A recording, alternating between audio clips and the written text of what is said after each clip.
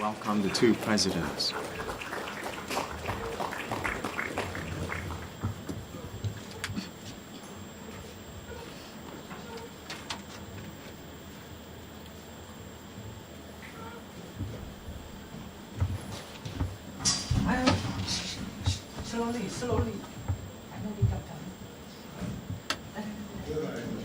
Your Excellency, President of the United States of America, Mr. Barack Obama, ladies and gentlemen, on behalf of the leaders of the party, state, and the people of Vietnam, once again, I'd like to warmly welcome President Barack Obama and the high-level delegation of the U.S. government on your official visit to Vietnam.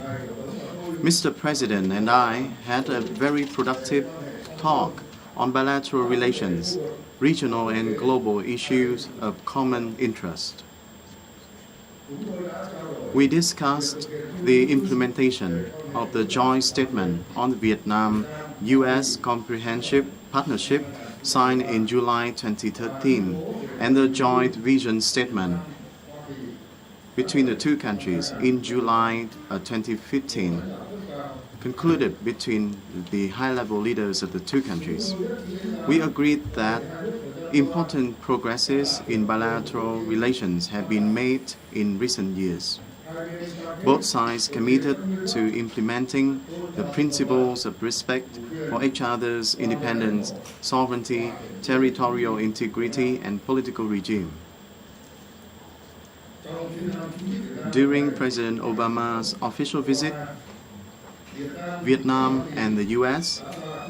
agreed to a joint statement on strengthening the comprehensive partnership with added substance, depth, and effectiveness. Both sides agreed to place development cooperation at the center of the bilateral ties. On this occasion, important deals were also reached in terms of trade, healthcare, humanitarian assistance, education and training, law enforcement and judicial cooperation, and people-to-people exchanges as well. Both sides agreed to give higher priority to addressing world legacy issues and continue to work together in this regard. The U.S. will work with Vietnam on detoxing Bien Hoa Airport after both sides successfully conclude the cleanup project at Da Nang Airport. Vietnam very much appreciates the U.S. decision to completely lift the ban on lethal weapon sales to Vietnam, which is a clear proof that both countries have completely normalized the relations. President Obama and I also discussed the future directions of bilateral ties and measures to further deepen bilateral cooperation. We underscore the importance of confidence building and priority for development cooperation in trade and investment, science and technology, human resource development, and addressing climate change. Both sides reaffirmed the commitments to promptly ratify the Trans-Pacific Partnership Agreement, or TPP. With respect to regional and global issues, President Obama and I agreed that we should set up collaboration at regional and international forums, and that the U.S. will support Vietnam in successfully hosting the 2017 APEC Summit, as well as participating in UN peacekeeping operations. We also exchanged views on recent developments in the South China Sea. We reiterated continued cooperation on addressing climate change and sustainable use of the Mekong River water resources. We believe that robust growth in Vietnam-U.S. relations not only bring about benefits for each country, but also contribute to peace, stability, cooperation and development in the Asia-Pacific and the world, and the ASEAN-U.S. relationships as well. I want to thank President Obama personally, the American leadership, and people and American friends for their goodwill and significant contributions to the normalization and the continued development of the Vietnam-US relations. I wish President Obama and the members of your delegation a successful visit to Vietnam with fond memories of our country, culture, and hospitality of the Vietnamese people. Once again, thank you very much for the presence of American and Vietnamese press and media here today. Thank you very much. Good afternoon. Xin chào. Thank you, President Quang, for your generous words, and let me thank you and the government and the people of Vietnam for the sincere welcome and hospitality that has been extended to me and to my delegation. Over the past century, our two nations have known cooperation and then conflict, painful separation, and a long reconciliation. Now, more than 2 decades of normalized ties between our governments allows us to reach a new moment. It's clear from this visit that both our peoples are eager for an even closer relationship, a deeper relationship. And I was moved to see so many people lining the streets as we were driving into town today. I bring greetings and friendship of the American people, including some outstanding members of Congress who are joining me on this visit, and so many Vietnamese Americans whose families bind us together and remind us of the values that we share.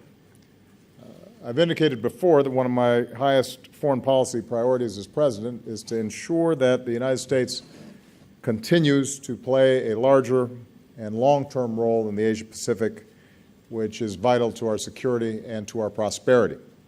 We believe the people of this region should live in security, prosperity, and dignity. In pursuit of this vision, we're more deeply engaged across the Asia-Pacific than we have been in decades, and that includes our comprehensive partnership with Vietnam. If you consider where we have been and where we are now, the transformation in the relations between our two countries is remarkable. Over the past 2 decades, our trade has surged nearly 100-fold, supporting jobs and opportunities in both countries. Since I took office, we've boosted U.S. exports to Vietnam by more than 150%. We're now the single largest market for Vietnam's exports. American companies are one of the top investors here. With our Fulbright programs, thousands of our students and scholars have studied together, and more than 13,000 young people across Vietnam are learning new skills as part of our Young Southeast Asian Leaders Initiative. Vietnam has become one of the top 10 countries with students in the United States. This year, we've welcomed nearly 19,000, the most ever. And last year, Vietnam welcomed nearly 500,000 American tourists to this country, and I will assure you that more are on the way. Our two governments are also cooperating more closely than ever. As part of our engagement with ASEAN and the East Asia Summit, we're working together to advance regional security and stability.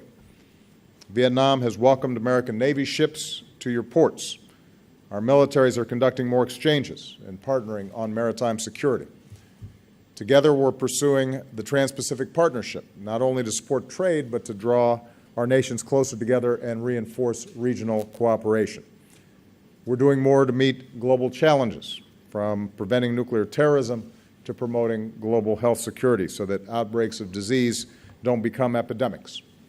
And with this visit, the United States and Vietnam have agreed to a significant upgrade in our cooperation across the board. We're taking new steps to give our young people the education and skills that they need to succeed. And I'm very pleased that for the first time, the Peace Corps will come to Vietnam. Our Peace Corps volunteers will focus on teaching English, and the friendship that our people forge will bring us closer together for decades to come. America University and others will help Vietnamese universities boost training in science, technology, engineering, and math. Harvard Medical School Johnson & Johnson, GE, and others will join with Vietnam universities to improve medical education. And now that the government of Vietnam has granted the necessary license, we can say that Fulbright University Vietnam, this country's first nonprofit independent university, can move forward and open its doors and welcome its first class this fall.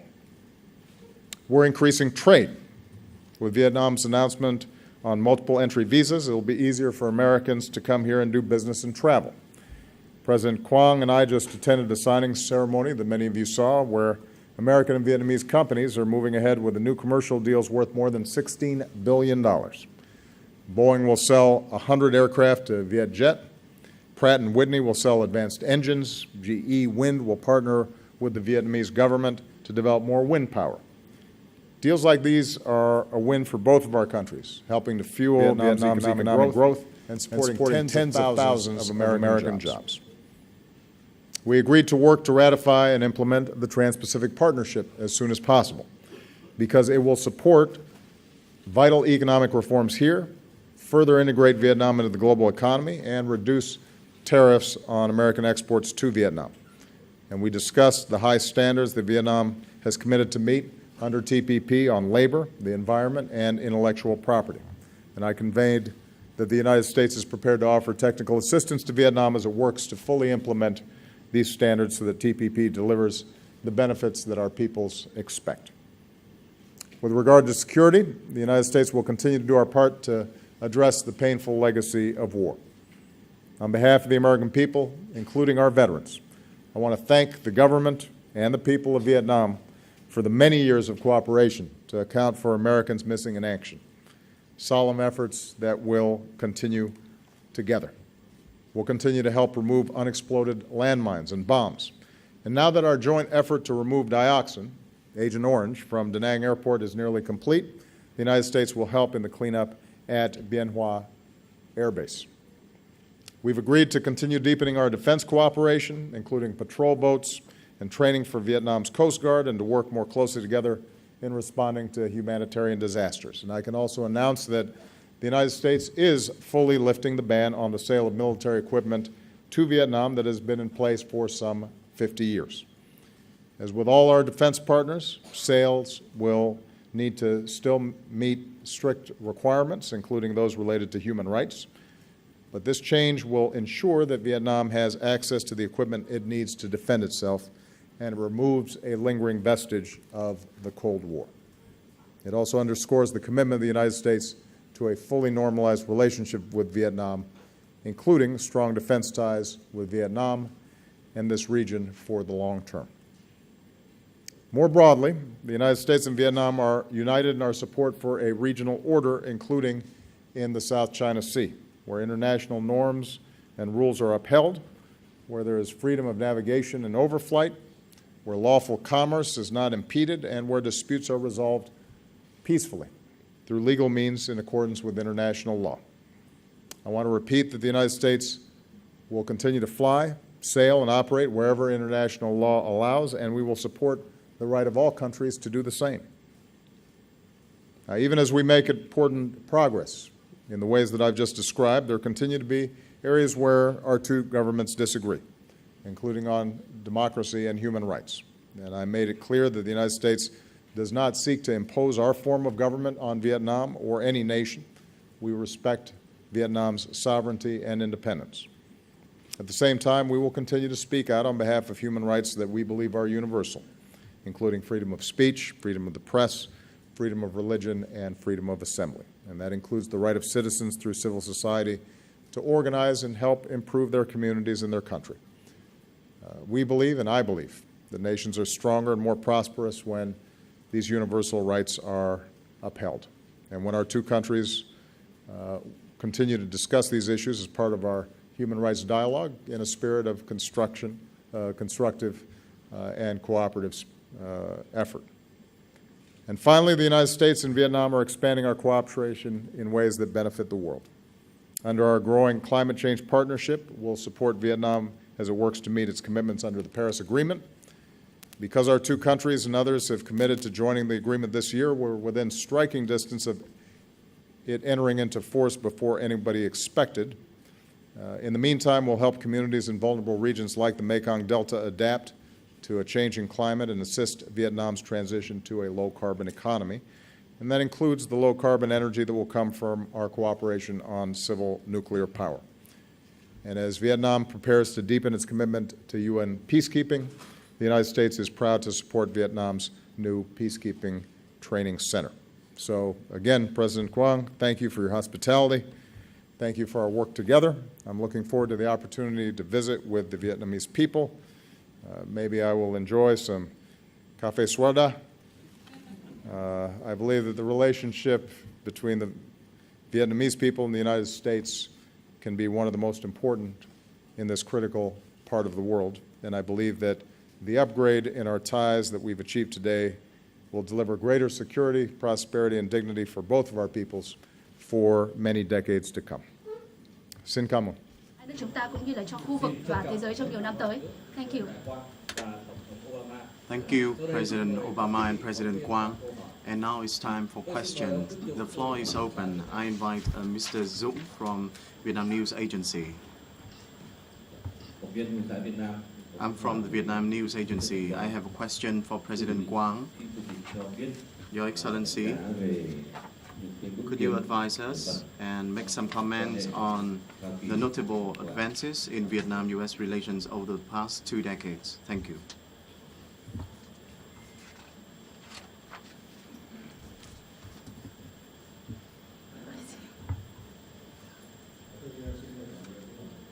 Thank you for your question.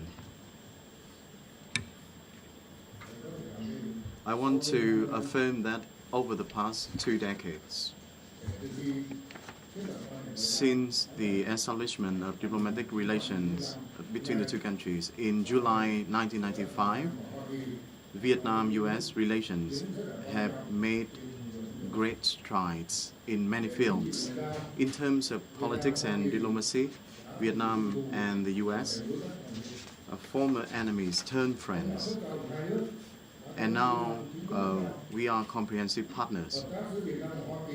The high-level leaders of the two countries often pay visit to each other, and the relations have growing very well, bilaterally and multilaterally. We share the common interests regarding the regional and international issues. And our common interests grow day by day, particularly in relations to the maintenance of peace, stability, cooperation, and development in the region. With respect to economic cooperation, I'm very pleased to inform you that the two-way trade has grown 130-fold to $44.5 billion last year. The U.S. is currently the 7th largest investor in Vietnam, and I hope that the U.S. will soon become the biggest investor in Vietnam, as Ambassador Ted Osius once mentioned. The bilateral trade between the two countries has enormous potentials to grow, particularly once the TPP enters into effect. Regarding education and training cooperation, we have attained many important progression. Take, for example, the Fulbright University in Vietnam has recently received its operating license. The number of Vietnamese students studying in the U.S. had grown 56-fold to 28,000 students, the highest number among the ASEAN countries. And our cooperation in defense and security continue to grow in line with the needs of both sides. The cooperation in remedying the war legacy is now growing more substantively. The two countries have recently completed the phase 1 of environmental cleanup at Da Nang Airport, and we will continue to implement the second phase of the project at various other sites, including Bien Hoa Airport. Together with the progress in bilateral ties, Vietnam and U.S. are working together and enhancing the collaboration on regional and international issues of common interest at international forums. The advances in the bilateral relations stem from the fact that we increasingly share common concerns and interests, and both sides have fully realized the commitments to respect each other's independence, sovereignty, political regimes, and legitimate interests. The visit of President Barack Obama this time to Vietnam will surely create stronger momentum for the development and promotion of Vietnam-U.S. relations in the future, contributing to maintenance of peace, stability, cooperation, and development in Asia-Pacific and the wider world. Thank you very much. First question on the American side will come from Max Patelnik with Reuters. Thank you. I have a question for both presidents about the lifting of the arms embargo. To what extent do you see a need to build up Vietnam's military deterrent against China's behavior in the South China Sea as part of this decision? Could this include expanded U.S. access to Vietnamese ports, including Cam Ranh Bay? Directly for President Obama, to what degree will the U.S. decide on weapons sales based on human rights considerations? And for President Quang, how do you respond to the U.S. push for improved human rights situation in Vietnam? Well, Matt, the decision to lift the ban was not based on China or any other considerations. It was based on our desire to complete what has been a lengthy process of moving towards normalization with Vietnam, a process that began with some very courageous and difficult conversations decades ago, including led by our current Secretary of State, John Kerry, and Senators Tom Carper and John McCain, and a whole bunch of other Vietnam veterans, as well as their counterparts in the Vietnamese government. And over time, what we've seen is a progressive deepening and broadening of the relationship. And what became apparent to me and my administration at this point is that given all the work we do together across the spectrum of economic, trade, security, humanitarian efforts, that it was appropriate for us not to have a blanket across-the-board ban. Now, every sale that we make to everybody is viewed as a particular transaction, and we examine what's appropriate and what's not. And there are some very close allies of ours where we may not make a particular sale until we have a better sense of how that piece of equipment may end up being used. So we're going to continue to engage in the case-by-case evaluations of these sales. But what we do not have is a ban that's based on an ideological division between our two countries, because we think that at this stage both sides have established a level of trust and cooperation, including between our militaries, that is reflective of common interests and mutual respect. In fact, one of the things that's happened through this comprehensive partnership is a dialogue between the U.S. and Vietnamese military that we hadn't seen in a very long time.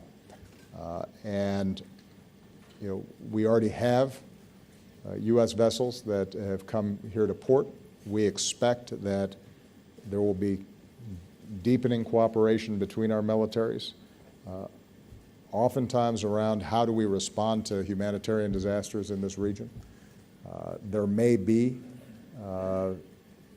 occasions in which that means that additional U.S. vessels might visit, but I want to emphasize that we will do so only at the invitation and with the cooperation of the Vietnamese government, fully respecting their sovereignty and their sensitivities. Now, there is, I think, a genuine mutual concern with respect to maritime issues between the United States and Vietnam, and I've made no secret of that. Vietnam, along with ASEAN, met at my invitation in Sunnylands, California, and we put forward a very clear statement that it is important for us to maintain the freedom of navigation and the governance of international norms and rules and law that have helped to create prosperity and promoted commerce and peace and security in this region. And it's my belief that with respect to the South China Sea, although the United States doesn't support any particular claim, we are supportive of the notion that these issues should be resolved peacefully, diplomatically, in accordance with international rules and norms, and not based on who's the bigger party and can throw their weight around a little bit more. At the same time, as I indicated in my initial statement, the United States is going to continue to fly and set courses for our ships as international law allows. Our hope is that ultimately various claimants and various disputes can be resolved, and we'll do everything that we can to promote that. In the meantime, part of our cooperation with Vietnam is to improve their maritime security posture for a whole host of reasons. But I want to emphasize that my decision to lift the ban really was more reflective of the changing nature of the relationship. Last point with respect specifically to human rights. As I indicated in my opening statement, this is an area where we still have differences. There's been modest progress on some of the areas that we've identified as a concern. TPP actually is one of the things that's prompting a series of labor reforms here in Vietnam that could end up being extraordinarily significant. But that is not directly tied to the decision around military sales. Okay. Của chúng tôi trong việc dỡ bỏ lệnh cấm bán vũ khí sát thương đối với Việt Nam. Câu này mời Chủ tịch trả lời thêm ạ.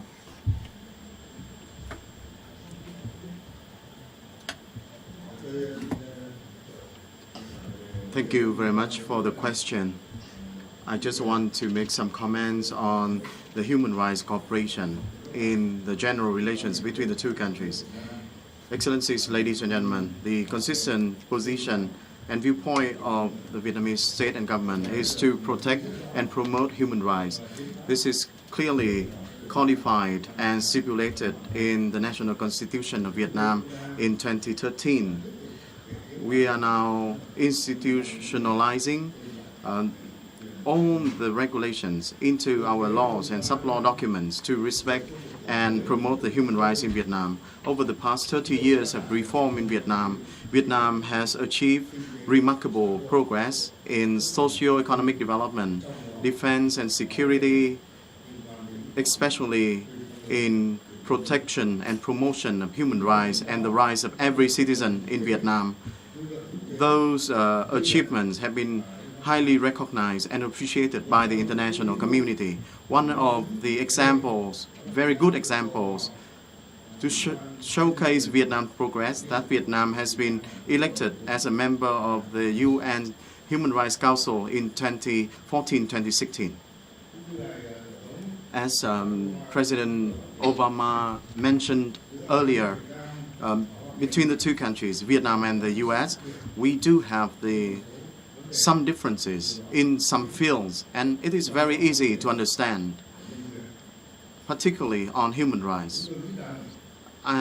We are of the view that based on the respect and the spirit of mutual understanding, we need to work closely together, expand our dialogue together, and by so doing, we can narrow the gap in understanding and narrowing the differences between the two countries, especially on human rights. And now the floor is still open. I invite other question. Mr. Quang Anh from Vietnam Television, please, you have the floor.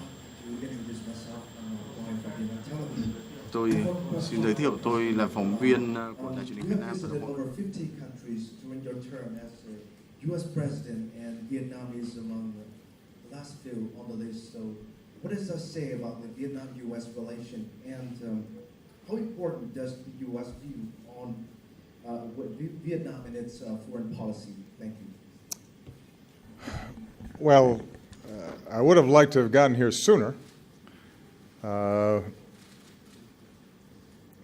And maybe one of the ways of thinking about it is we have an expression in the United States, we save the best for last.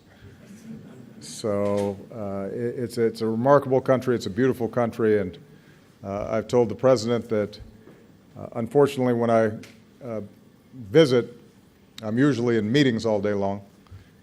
So hopefully when I'm no longer President, I can come here with my family and I can spend a little more time and travel the country a little bit more and get to know the people and eat the food and have a more relaxing schedule.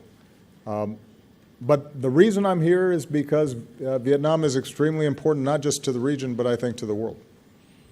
First of all, I think highlighting the changes that have taken place between our two countries, how just a generation ago we were adversaries and now we are friends, should give us hope, should be a reminder of the ability for us to transform relationships when we have a dialogue that's based on mutual interests and mutual respect and people-to-people exchanges.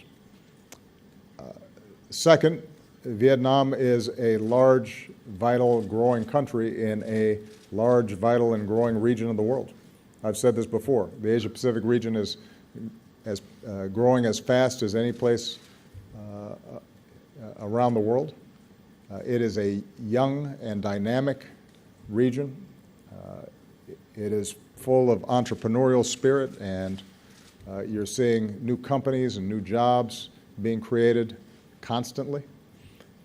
So the United States wants to be a part of that. And we historically have had good relations with many countries in this region. We want to make sure that as Vietnam grows and becomes more prosperous and achieves greater opportunity, that the young people of Vietnam have a chance to partner with the young people of the United States, trading, exchanging ideas, working on scientific projects, starting businesses together, because I think that will be good for both countries. And we think that it is important from our perspective that as a leader in ASEAN, that we engage Vietnam bilaterally because we want to continue to strengthen our cooperation with the multilateral organizations like the East Asia Summit and ASEAN, where we think we've seen some very real progress over the last several years on everything from commercial issues to disease control to humanitarian issues. One of the things that we increasingly discover is it's harder and harder to solve problems by ourselves. It's much easier for us to be able to tackle big problems like climate change or the outbreak of disease or responding to humanitarian disasters when we have an architecture of cooperation already established. So on all these fronts, we've seen remarkable progress. The announcements that we're making today, I think, should give people an indication of the next stage of the U.S.-Vietnamese relationship. These are big deals, all the things that we mentioned here today. And it indicates a broader and deeper relationship that I'm confident will continue to grow in the future. Good. Our final question comes from Angela Greiling-Keene with Bloomberg. Thank you.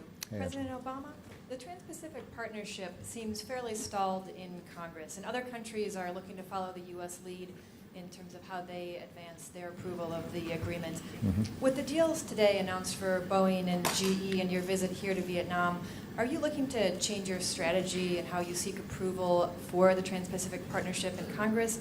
And do you think that the agreement should be amended to address currency manipulation? Secondly, President Obama, can you comment on the killing of Taliban leader Mullah Mansour and on Pakistan's concern about that strike happening on its soil?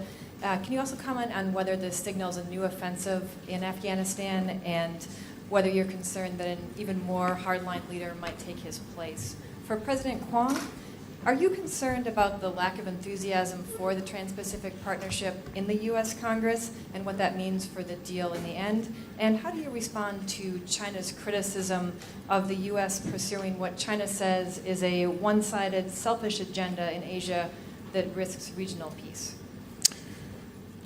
So first of all, on TPP, Angela, I haven't been around as long as Senators Carper or Secretary Kerry, but I've spent enough time in the Senate to know that every trade deal is painful because folks are always seeing if they can get an even better deal, and especially when you have multiple parties involved. Folks are going to be scrutinizing it, they're going to be debating it, and in an election year, you can anticipate that some folks are going to try to score political points off it. Having said that, I remain confident we're going to get it done, and the reason I'm confident is because it's the right thing to do. It's good for the country, it's good for America, it's good for the region, it's good for the world. And I know I've sold this to you before, but let me reiterate. This is the fastest growing part of the world. This represents an enormous market for the United States. Most countries here already sell their stuff to the United States, and we have relatively low tariffs. In other words, we put relatively low taxes on goods that are coming in to the United States. In contrast, tariffs are significantly higher for U.S. goods being sold here. So a deal that gets rid of 18,000 taxes on U.S. goods into the largest, fastest growing markets of the world, that's a good deal for American businesses and American workers. Number two, one of the biggest complaints about trade deals historically has been that it opens up our markets to countries with lower wages, harsher labor practices, less environmental regulation. Well, if you're signing up for the Trans-Pacific Partnership, you are making commitments that are enforceable to raise labor standards, to ensure that workers have a voice, to attend to environmental problems. And so this gives us the ability to engage with a country like Vietnam and work with them on all those fronts, the precise things that people in the past have been concerned about when it comes to trading with other countries. So I have not yet seen a credible argument that once we get TPP in place, we're going to be worse off. We are demonstrably better off. American workers and American businesses are better off if we get this deal passed. And I'm confident we will get it passed. Now, the politics of it will be noisy. That was true when I, for example, inherited the Korean Free Trade Agreement or the Colombian and Panamanian free trade agreements when I came into office, but we got them done. And I'm confident that we'll get them done this time as well, although there'll be ups and downs and bumps along the way. With respect to currency manipulation, we have provisions in TPP that advance the transparency and reporting functions that allow us to monitor whether we think that currency manipulation is taking place. One of the debates that took place, and there have been some who argue that we should have enforceable provisions that if you see a currency going down too far, that we should be able to impose tariffs on that country. The problem is that it's very hard to sort out sometimes why a currency is going down and whether it's actually being manipulated. And frankly, for us to bind other countries to commitments about their monetary policy would mean we were also binding our Federal Reserve to the claims of other countries in terms of how it implements our monetary policy, and that's not something that we would do. We would not give up sovereignty with respect to our monetary policy in that way. but we have strengthened a number of the provisions that are already contained in TPP that will allow us to put on notice folks who we think are engaging in competitive devaluations. Finally, on the Taliban leader, Mr. Mansour, it has been confirmed that he is dead, and he is an individual who, as head of the Taliban, was specifically targeting U.S. personnel and troops inside of Afghanistan who are there as part of the mission that I've set to be able to maintain a counterterrorism platform and provide assistance and training to the Afghan military forces there. So this does not represent a shift in our approach. We are not re-entering the day-to-day combat operations that are currently being conducted by Afghan security forces. Our job is to help Afghanistan secure its own country, not to have our men and women in uniform engage in that fight for them. On the other hand, where we have a high-profile leader who has been consistently part of operations and plans to potentially harm U.S. personnel, and who has been resistant to the kinds of peace talks and reconciliation that ultimately could bring an end to decades of war in Afghanistan, then it is my responsibility as Commander-in-Chief not to stand by, but to make sure that we send a clear signal to the Taliban and others that we're going to protect our people. And that's exactly the message that has been sent.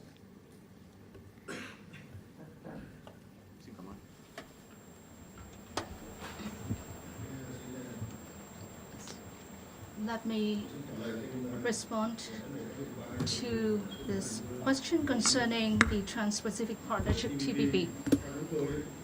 In our view, TPP is a significant trade and economic linkage contributing to sustaining the dynamism and the role as a driver for economic growth in our country as well as in the Asia-Pacific region. And for Vietnam, TPP and Vietnam's participation in TPP is one step undertaken by the Vietnamese government in our process of Mr. President, extensive sorry to interrupt. international We're not getting a translation. integration. Nói đi xem Testing Were 1, you? 2, 3. Can you hear, Mr. President? Okay. Testing 1, 2, 3. It's just I'm sure that he was saying something very wise and important, and we want to make sure we've all heard it. Bởi vì tôi muốn nói chắc là tôi nghe được phần dịch bởi vì ông đang nói những ý kiến rất sâu sắc ạ.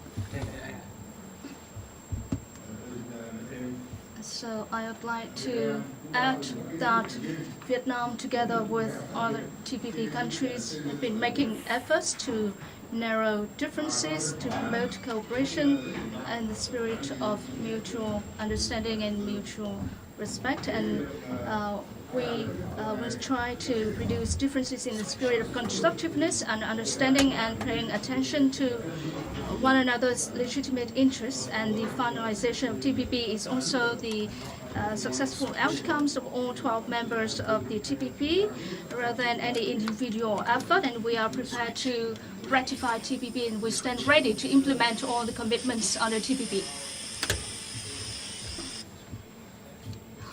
Your Excellency, now we have a technical problem with the translation system. So, Mr. President, President Quang, could you please repeat again your answer?